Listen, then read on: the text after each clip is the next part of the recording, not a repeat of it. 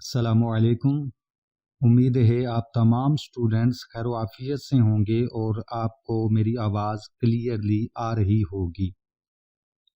मैं मोहम्मद साजिद आपका ट्रेनर आपको इस ऑनलाइन कोर्स क्रिएटिव डिज़ाइनिंग में वेलकम करता हूं, जो कि ग्राफिक्स डिज़ाइनिंग के हवाले से है।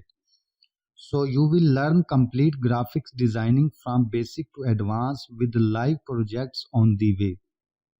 इस कोर्स में आप logos, flexes, brochures, cards, banners, social media posts और वेब डिज़ाइनिंग प्रैक्टिकली सीख पाएंगे।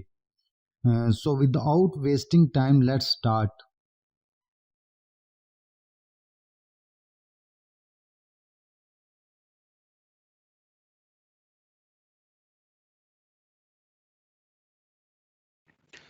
जी स्टूडेंट, ये मेरी MS वर्ड की फाइल आपको डिस्प्ले हो रही होगी, जिसमें हमारे आज के टॉपिक्स के कंटेंट्स हैं और साथ उनकी डिटेल भी मौजूद है जो आज हमने कवर करने हैं। आज के लेसन के हवाले से हम वेल्ड को देखेंगे, ट्रिम जो टूल है उसको देखेंगे, इंटरसेक्टिंग, और इसके अलावा एक दो और टूल हैं इसी कैटेगरी के। हम उनको प्रैक्टिकली भी देखेंगे और थ्योरेटिकली भी पढ़ते हैं।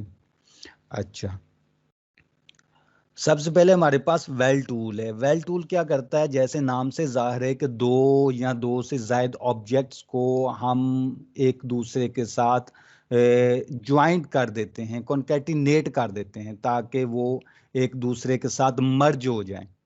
तो वेल टूल की मदद से हम दो या दो से ज़ायद ऑब्जेक्ट्स को एक दूसरे के साथ मर्ज कर सकते हैं, ताकि वो एक यूनिट बन जाए। ठीक है, तो इसमें टेक्स्ट भी आ सकता है और शेप्स भी आ सकते हैं। अच्छा, इसमें एक चीज़ और देख लीजिएगा, जो कि प्रीवियस लेसन्स के अंदर स्टूडेंट्स गलती कर रहे थे और जिनको कोई कन्फ्यूजन थी कि टेक्स्ट के हवाले से, जब टेक्स्ट को वो वेल्ड करना चाहते थे, जिसमें एक उस्मान अली भी मौजूद है, कि वो भी ये गलती कर रहा था कि वो पैराग्राफ टेक्स्ट को ले रहा था। तो पैराग्राफ टेक्स्ट जो है वो वेल्ड नहीं होता, आर्टिस्टिक टेक्स्ट जो है वो वेल्ड होगा। हमने प्रीवियस एक लेसन के अंदर कंप्लीटली इन चीज़ों के ऊपर ब्रीफली डिस्कशन की थी कि पैराग्राफ टेक्स्ट क्या होता है, आर्टिस्टिक टेक्स्ट क्या होता है। तो आर्टिस्टिक टेक्स्ट जो है वो ही वेल्ड के अंदर वो पार्टिसिपेट करेगा, पैराग्राफ टेक्स्ट वेल्ड के अंदर पार्टिसिपेट नहीं करेगा। अच्छा, तो नेक्स्ट है हमारे पास ट्रिमिंग। ट्रिमिंग ऑब्जेक्ट्स के, ट्रिमिंग से मुराद ये है कि एक ऑब्जेक्ट की मदद से दूसरे ऑब्जेक्ट को क्रॉप कर देना, कट कर देना, इसको कहते हैं ट्रिमिंग। एक ऑब्जेक्ट की मदद से दूसरे ऑब्जेक्ट को काट देना, कट कर देना, क्रॉप कर देना, तो इसको कहते हैं ट्रिमिंग। ठीक है ना। इसमें एक सोर्स ऑब्जेक्ट होता है, एक टारगेट ऑब्जेक्ट होता है।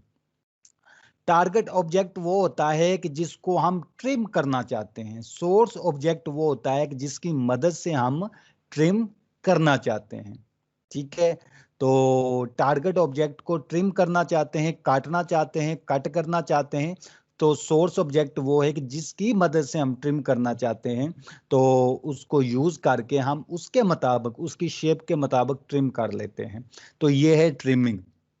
ठीक है, तो trimming creates irregularly shaped objects by removing object area that overlap. यानी ट्रिम वो हिस्सा होता है जो कि ओवरलैप कर रहा होता है।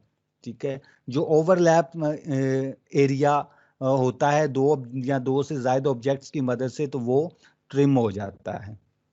अच्छा, इसमें ऑर्डर भी मद्देनजर रखना होगा कि जो ऑब्जेक्ट बैक पे होगा वो टारगेटेड ऑब्जेक्ट होगा, उसने ट्रिम होना है, और जो ऑब्जेक्ट फ्रंट पे होगा तो वो सोर्स ऑब्जेक्ट होगा, उसने ट्रिम करना है। ये ऑर्डर भी आपको ज़हन में रखना होगा।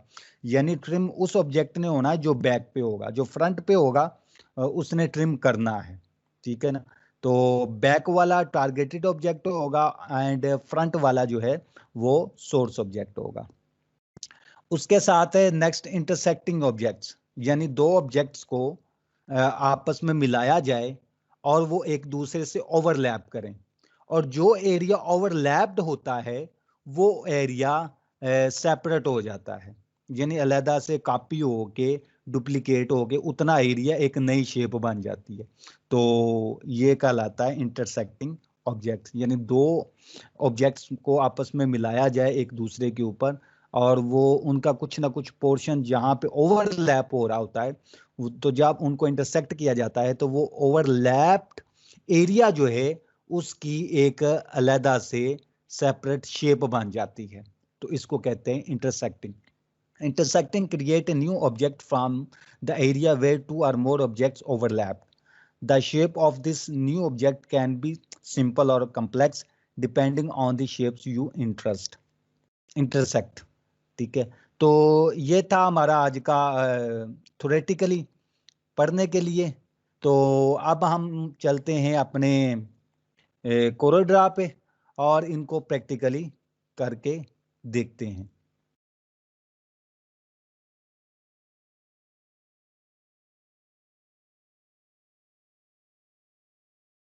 जी स्टूडेंट्स, अभी मैंने आपको कोरल ड्रा की विंडो डिस्प्ले करवाई हुई है। अगर आपको नज़र आ रही है तो माइक अनम्यूट करके मुझे बता दें ज़रा। आ रही है सर, आ रही है सर, आ रही है सर, आ रही है। ओके, चलें जी, नेक्स्ट हम प्रोसीड करते हैं कि सबसे पहले हमें देखना वेल्ड, ठीक है ना। तो वेल्ड के हवाले से हमने देखा कि जो दो या दो से ज़ायद ऑब्जेक्ट्स जो होते हैं वो जब आपस में उनको मिलाया जाता है और वेल्ड का टूल यूज़ किया जाता है तो वो आपस में मर्ज हो जाते हैं। तो किस तरह से, जैसे ये मैंने एक सर्कल ड्रा किया हुआ है और एक ऑब्जेक्ट के तौर पे ये सर्कल मैंने ड्रा किया। अब मैं यहाँ से रेक्टेंगल लेता हूँ और रेक्टेंगल जो है वो मैं यहाँ पे ड्रा कर लेता हूँ। तो ये अब मैंने पिक टूल ले लिया इनको इनके एडजस्टमेंट के वाले से।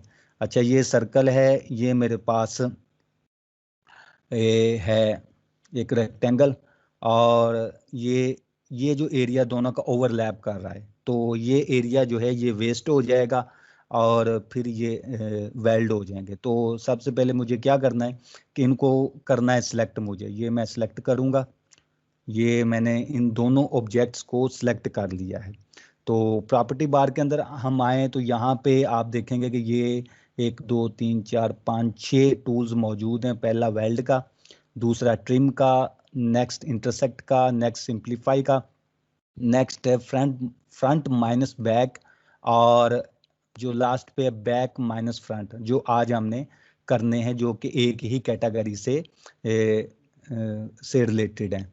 ठीक है ना। तो सबसे पहला वेल्ड यहाँ पे भी ये मौजूद है। इसके अलावा हम अरेंज के मेन्यू में जाएं तो वहाँ पे जाके ये शेपिंग के अंदर भी ये सारे के सारे टूल मौजूद हैं। तो यहाँ से भी हम इनको यूज़ कर सकते हैं और प्रॉपर्टी बार से भी हम इनको यूज़ कर सकते हैं। तो फिलहाल हम यहाँ से मेन्यू के अंदर से इसको यूज़ करते हैं। तो वेल्ड के ऊपर जब मैंने क्लिक किया तो आप देखेंगे कि ये एक नई शेप बन गई है। यानी जो दो शेप्स मैंने ड्रा की थी और आपस में उनको एक दूसरे पे ओवरलैप करवाया था, तो जहाँ पे ओवरलैप किया था वो पार्ट जो है वो वेस्ट हो गया, तो उसके ज़रिए ये एक नई शेप बन गई है। यानी दोनों शेप जो हैं वो मर्ज हो के एक शेप के अंदर कन्वर्ट हो गई हैं। ठीक है, तो अब ये एक इंडिविजुअल शेप बन चुकी है। ठीक है ना, इंडिपेंडेंट शेप है। तो इस तरह से हम मज़ीद कर सकते हैं। तो अब इसके ऊपर जो भी आप काम करना चाहो, इसका आउटलाइन को चेंज करना चाहो, इसको फिलिंग करना चाहो, जिस तरह से भी आप इसको इजीली कर सकते हैं। मज़ीद इसको देख लें वेल्ड के हवाले से कि फिर मैंने एक ये ले लिया सर्कल, और यहाँ से मैं एक ट्रायंगल ले लेता हूँ फ्री हैंड टूल से।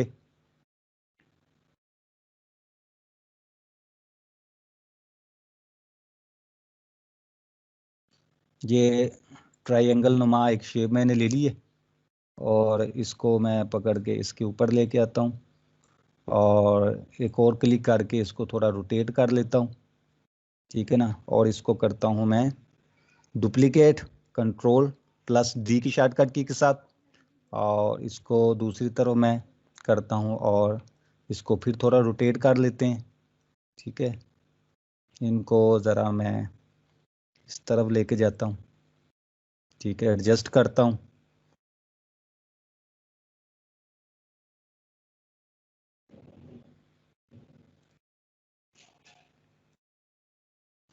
ये हो गया।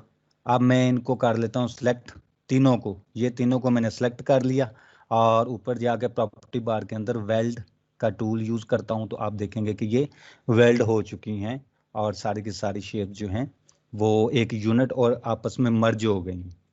ठीक है, इसी तरह से हम ले लेते हैं जी टेक्स्ट को। तो लेट्स से कि ये मैंने एक रेक्टेंगल ड्रा किया और यहाँ से मैं टेक्स्ट टूल मैंने लिया और यहाँ पे हम एक टेक्स्ट जो है वो टाइप कर लेते हैं। मैं इसका थोड़ा सा साइज बढ़ा दूं तो ये है।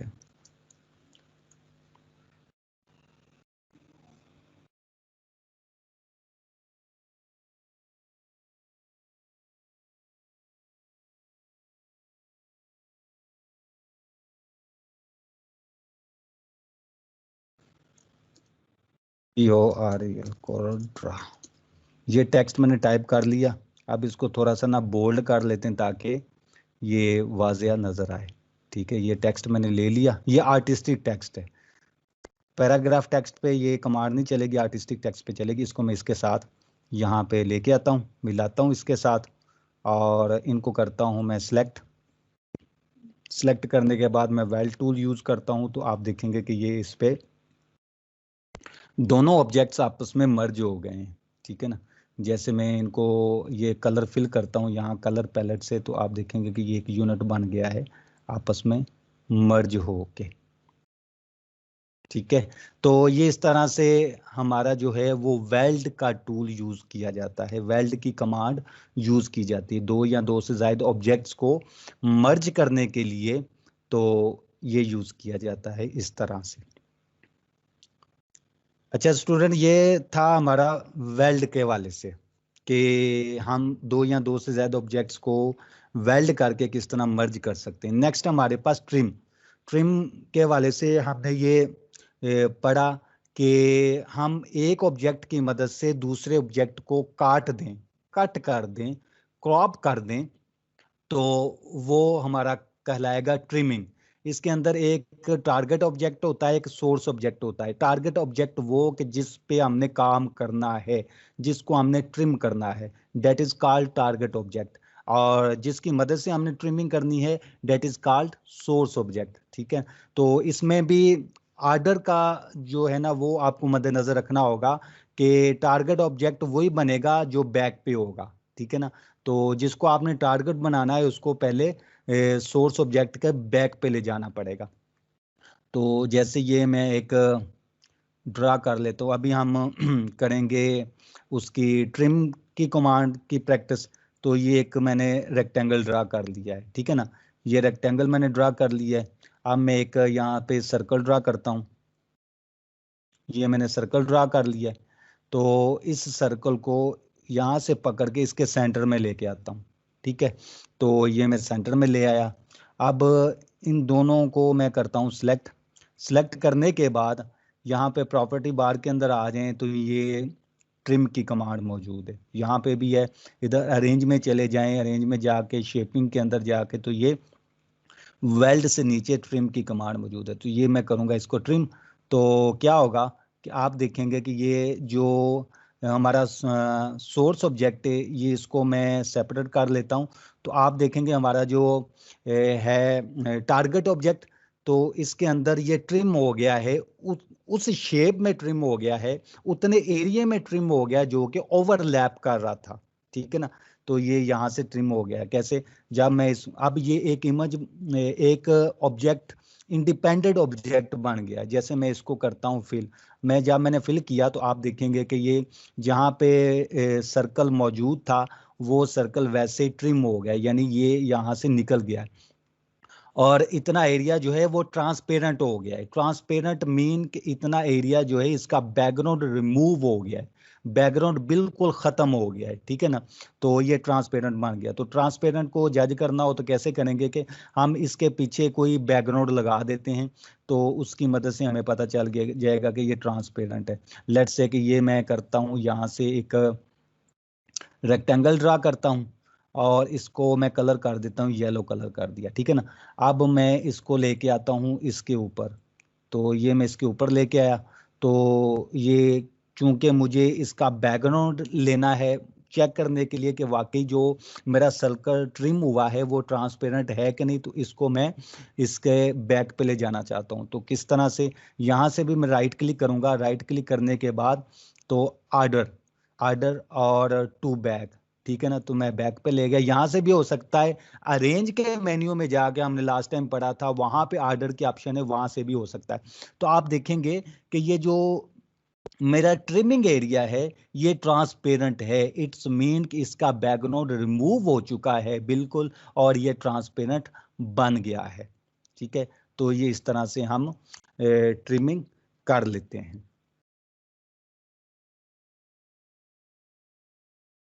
ठीक है, मजीद देख लेते हैं कि ये अभी मैंने सर्कल ड्रा किया। सर्कल ड्रा करने के बाद ये एक रेक्टेंगल में ड्रा करता हूं। ये रेक्टेंगल ड्रा किया। अब पिक टूल की मदद से इन दोनों को सिलेक्ट करके तो मैं करता हूं इनकी ट्रिमिंग। तो यहाँ पे आर्डर को मद्देनजर रखना होगा कि हमारा जो सर्कल है वो बैक पे है एंड जो रेक्टेंगल है वो फ्रंट पे है। तो इस तरह से जो सर्कल होगा वो टारगेटेड ऑब्जेक्ट है एंड जो रेक्टेंगल है डेट इज सोर्स ऑब्जेक्ट।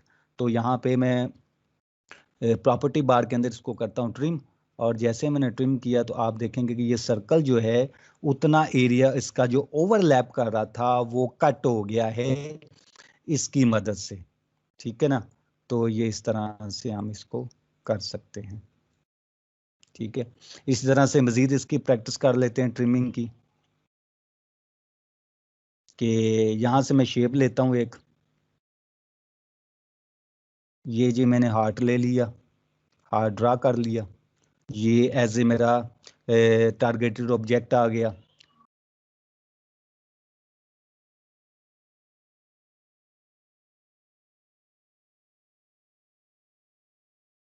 और यहाँ से मैं ले लेता हूँ एक एरो, ये एरो ले ली मैंने, और मैं इसको इसके ऊपर ही एरो को ड्रा कर लेता हूँ यहाँ तक, ठीक है।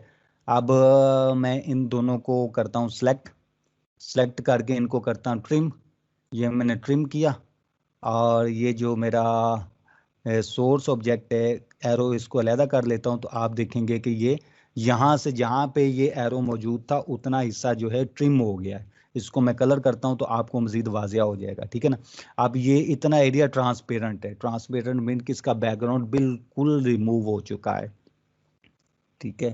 तो ये हो गया हमारा ट्रिमिंग। इसी तरह से हम कैरेक्टर्स के ऊपर यानी टेक्स्ट के ऊपर भी ये ट्रिमिंग कर सकते हैं। वो कैसे कि लेट्स से कि ये मैंने रेक्टेंगल ड्रा किया, और यहाँ से टेक्स्ट टूल की मदद से मैं जी एक टेक्स्ट ऐड कर लेता हूँ। यहाँ से मैं इसका फॉन्ट साइज इंक्रीज करके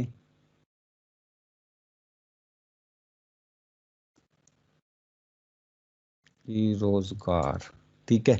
इस टेक्स्ट को मैं सिलेक्ट करता हूँ Ctrl+A की शॉर्टकट की के साथ, और यहाँ से एक बोल्ड सा मैं ले लेता हूँ इसका फॉन्ट स्टाइल, और इसको ला के मैं यहाँ पे करता हूँ एडजस्ट,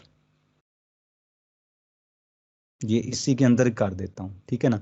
तो इन दोनों को मैं करता हूँ जी सिलेक्ट, सिलेक्ट करने के बाद प्रॉपर्टी बार के अंदर जाके ट्रिम करता हूँ। तो आप देखेंगे कि ये जो है इसको मैं बाहर निकाल देता हूँ अपने सोर्स ऑब्जेक्ट को। तो आप देखेंगे कि ये जो मेरा टारगेटेड ऑब्जेक्ट था रेक्टेंगल, इसके अंदर ये किस तरह से आ गया है ये मेरा टेक्स्ट। इसको अगर मैं कलर करूं तो आप देखेंगे कि ये इस तरह से इसके अंदर और किस तरह से टेक्स्ट आ गया, और ये ट्रांसपेरेंट है, ट्रांसपेरेंट मीन कि ये इसका बैकग्राउंड नहीं है। ये कैसे कि ये जो मैं ऊपर लेके आया था इसको नीचे ले आता हूँ और इसको एज ए बैकग्राउंड यूज़ करके मैं इसको इसके ऊपर लाता हूँ, तो आप को वाज़िया हो जाएगा कि ये जो ई रोज़गार लिखा हुआ है जो कि ट्रिमिंग की मदद से हमने किया है, तो ये ट्रांसपेरेंट है कि इसका बैकग्राउंड नहीं है। ठीक है, तो ये इस तरह से हम ट्रिमिंग कर सकते हैं। ये एक सोर्स ऑब्जेक्ट की मदद से टारगेटेड ऑब्जेक्ट को हम ट्रिम कर देते हैं तो उतना हिस्सा कट जाता है। ठीक है, तो इस तरह से आप डिफरेंट शेप्स इन टूल्स को यूज करके बना सकते हो अपनी रिक्वायरमेंट के मुताबिक। अच्छा जी, ये हो गया वेल्ड के बाद ट्रिमिंग, और ट्रिमिंग के बाद नेक्स्ट जो है वो हमारे पास है इंटरसेक्ट। इंटरसेक्ट मीन के जहाँ पे दो या दो से ज्यादा ऑब्जेक्ट आपस में ओवरलैप करेंगे, उस ओवरलैपिंग एरिया के ऊपर एक नई शेप बन जाएगी। वो कैसे, ये भी देख लेते हैं। अच्छा, ट्रिमिंग की एक और मैं प्रैक्टिस आपको करवा दूं कि ये लास्ट टाइम हमने जो फर्स्ट टाइम जिन्होंने साथ हमारे चल रहे हैं कि जब हमने एक फ्लैग बनाया था तो उसमें फ्लैग के अंदर हमारे पास मून बनाने के हवाले से दुश्वारी हो रही थी। तो उसको किस तरह किया जाए कि ये मैंने एक ले लिया जी सर्कल। अभी ट्रिमिंग की दोबारा से प्रैक्टिस कर लेते हैं। ये सर्कल मैंने ले लिया और इसी को मैं डुप्लीकेट कर लेता हूँ Ctrl+D की शॉर्टकट की के साथ। ये डुप्लीकेट कर लिया और इसको मैं ज़रा एडजस्ट कर लेता हूँ यहाँ पे। अब मैं करता हूँ जी इन दोनों को सिलेक्ट करके, तो मैं इसको करता हूँ ट्रिम। तो ये मैंने ट्रिम किया, तो आप देखेंगे कि ये सोर्स ऑब्जेक्ट जो है ये टारगेट ऑब्जेक्ट को किस तरह से ट्रिम कर दिया है और ये हमारे पास मून जो है वो क्रिएट हो गया। ठीक है, तो ये ट्रिम की मदद से। अच्छा, नेक्स्ट जो हम इंटरसेक्ट की प्रैक्टिस करते हैं कि इंटरसेक्ट दो ऑब्जेक्ट्स जहाँ पे ओवरलैप करते हैं तो वहाँ पे जाके एक नई शेप क्रिएट हो जाती है। वो कैसे कि ये मैंने किया जी, एक सर्कल ड्रा किया हुआ है और इसी का डुप्लीकेट ले लेते हैं। Ctrl+D के साथ इसी का डुप्लीकेट ले लिया और इसको ज़रा इधर मैं एडजस्ट कर लेता हूँ। ठीक है ना, तो आप देखेंगे कि दो सर्कल मेरे पास मौजूद हैं, इनमें दोनों के एक दूसरे के ऊपर ओवरलैप करवाया हुआ है और ये एरिया जो है ये ओवरलैप कर रहा है। ठीक है ना, इसमें दोनों सर्कल जो हैं, दोनों शेप जो होंगी जो इस इंटरसेक्ट के अंदर पार्टिसिपेट करेंगी उनके अंदर कोई फर्क नहीं पड़ेगा।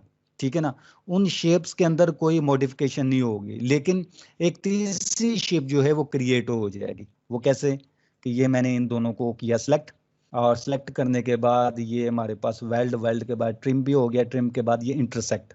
इसके ऊपर जब मैंने क्लिक किया तो आप देखेंगे कि ये जो एरिया है ये इतना एरिया ओवरलैप्ड एरिया एक नई शेप बन गई है और ये दोनों शेप्स वैसे की वैसी हैं। ठीक हो गया जी, तो ये इस तरह से इंटरसेक्टिंग कर सकते हैं। लेट्स से कि ये मैंने एक रेक्टेंगल ड्रा किया हुआ है और रेक्टेंगल ड्रा करने के बाद ये मैं करता हूँ यहाँ पे सर्कल ड्रा। ठीक है ना, ये मैंने कर लिया जी सर्कल ड्रा, और सर्कल ड्रा करने के बाद क्या है कि मैं इनको करता हूँ सिलेक्ट करने के बाद मैं इनको करता हूँ इंटरसेक्ट। तो आप देखेंगे कि ये जो एरिया है ये नया बन गया है। अगर लेट्स से कि आप किसी शेप के अंदर कोई एरिया सेपरेट करना चाहते हो, जैसे ये एक नया बन गया है। ठीक है ना, Ctrl+Z करके मैं लेके आता हूँ, तो इसको मैं अलहदा से कलर कर दूँ, इसको मैं अलहदा से कलर कर दूँ, तो आप देखेंगे कि इस तरह से मैं किस तरह डिज़ाइन अपने बना सकता हूँ। तो इंटरसेक्ट से क्या मुराद है कि ये एक शेप को दूसरी शेप के मुताबिक जब ओवरलैप करते हैं तो वहाँ पे एक नई शेप बन जाती है, जबकि पहले वाली शेप जो हैं वो वैसे मौजूद रहती हैं। हम इसको मज़ीद कर लेते हैं, यहाँ पे ये देखें, और इसको मैं सर्कल को बढ़ा लेता हूँ। ये मैंने शिफ्ट की प्रेस करके इस सर्कल का साइज इंक्रीज किया है, तो ये अपने ही सेंटर से ये इसका साइज इंक्रीज हुआ, यानी इसका सेंटर जो है वो एक ही जगह पे रहा है। ठीक है, तो मैं इसको सेलेक्ट करता हूँ और इसको सेलेक्ट करने के बाद शिफ्ट की प्रेस करके इस पे क्लिक करता हूँ तो ये दोनों शेप्स सेलेक्ट होगी, रेक्टेंगल और ये सर्कल, ठीक है ना। अब मैं इनको करता हूँ इंटरसेक्ट, ये मैंने इंटरसेक्ट किया तो आप देखेंगे कि यहाँ पे ये एक नई शेप बन गई है, ठीक है ना, ये नई शेप बन गई। कंट्रोल Z करता हूँ क्योंकि वो अपने इसी मुकाम पे आ जाए, तो इसको मैं कुछ कलर कर देता हूँ। तो ये इस तरह से हम अपने डिज़ाइन जो हैं वो बना सकते हैं, ठीक है ना। तो इंटरसेक्ट का भी पता चल गया कि ये क्या करता है कि दो शेप जहाँ पे दो या दो से ज़ायद शेप जहाँ पे आप ओवरलैप करती हैं, वो ओवरलैप्ड एरिया जो है वो एक नई शेप जो है उसकी बन जाती है, ठीक है। तो ये था इंटरसेक्ट। नेक्स्ट है हमारे पास सिंप्लीफाई। सिंप्लीफाई भी ऑलमोस्ट वही टास्क परफॉर्म करता है जो ट्रिमिंग की कमांड टास्क परफॉर्म करती है। कैसे? ये मैंने एक ले ली शेप रेक्टेंगल और ये मैं यहाँ पे सर्कल ले लेता हूँ, ये मैंने सर्कल ले लिया। अब इन दोनों को मैं करता हूँ जी सेलेक्ट करने के बाद ये प्रॉपर्टी बार के अंदर वेल्ड ट्रिम इंटरसेक्ट, इसके बाद है सिंप्लीफाई, इसको मैं क्लिक करता हूँ तो आप देखेंगे कि सिंप्लीफाई भी वही काम कर रही है जो कि ट्रिमिंग कर रही है, यानी ये भी कटिंग करती है, ठीक है ना। तो ये हो गया सिंप्लीफाई। उसके बाद नेक्स्ट जो है वो हमारे पास देख लेते हैं। ये मैंने एक शेप ड्रा की और ये मैंने एक सर्कल ड्रा किया और इस सर्कल को हम इसके ऊपर ले आते हैं, यहाँ पे एडजस्ट कर लेते हैं। अब इन दोनों शेप्स को मैं पिक टूल की मदद से सिलेक्ट कर लेता हूँ। सिलेक्ट करने के बाद ये वेल्ड हो गया, ट्रिम हो गया, इंटरसेक्ट हो गया, सिंप्लीफाई हो गया। नेक्स्ट है फ्रंट माइनस बैक। जिस तरह से नाम से जाहिर है फ्रंट माइनस बैक, यानी ये फ्रंट जो है वो माइनस हो जाएगा बैक से। वो कैसे कि ये इनको सेलेक्ट किया तो मैं यहाँ से करता हूँ फ्रंट माइनस बैक, तो क्या होगा, तो इनको सेलेक्ट करके front minus back, what is this, अच्छा ये ऐसे करते हैं हम, ये फ्रंट माइनस बैक, यानी जो फ्रंट होता है जहाँ पे ओवरलैप कर रहा होता है तो उससे बैक जो है वो माइनस हो गया, ठीक है ना। तो ये इस तरह से, फिर दोबारा से मैं इसको ट्राई करता हूँ कि ये मैंने सर्कल ड्रा किया और ये मैंने एक रेक्टेंगल ड्रा किया, ठीक है ना। तो यहाँ पे फ्रंट माइनस बैक करना है, तो ये इन दोनों को मैंने सेलेक्ट करता हूँ तो ये हो गया फ्रंट माइनस बैक, ठीक है ना। तो जो फ्रंट होता है वो माइनस हो जाता है बैक की मदद से, ठीक है। तो ये इस तरह से ये काम करता है। अच्छा नेक्स्ट जो है वो बैक माइनस फ्रंट है, ये उसका रेसिप्रोकल है, उसके उलट काम करता है। कैसे कि यहाँ से ये मैंने रेक्टेंगल ड्रा किया, ये हमारा बैक हो गया और ये मैं सर्कल ड्रा करता हूँ, ये हमारा फ्रंट हो गया, ठीक है ना। तो इन दोनों को मैं करता हूँ यहाँ से सेलेक्ट करने के लिए ये लास्ट वाली जो ऑप्शन है बैक माइनस फ्रंट, अगर मैं इसको करता हूँ तो ये बैक माइनस हो गया है फ्रंट से, ठीक है, बैक माइनस हो गया है फ्रंट से। फिर दोबारा से इसको ट्राई कर लेते हैं कि ये मैंने सर्कल ड्रा किया, ठीक है, और ये मैंने रेक्टेंगल ड्रा किया और इन दोनों को मैं कर लेता हूँ सेलेक्ट। ये सेलेक्ट करने के बाद तो बैक माइनस फ्रंट अगर मैं करूँगा तो आप देखेंगे कि ये बैक जो है ये माइनस हो गया फ्रंट से, ठीक है। तो ये था हमारा आज का लेसन के हवाले से कि हमने वेल्ड किया, ट्रिम किया, इंटरसेक्ट किया, सिंप्लीफाई किया, फ्रंट माइनस बैक टूल को यूज़ किया, बैक माइनस फ्रंट टूल को यूज़ किया। ये 6 टूल्स आज हमने पढ़े हैं और इसको आपने प्रैक्टिकली भी देखा कि किस तरह ये फंक्शन परफॉर्म करते हैं। ठीक है ना।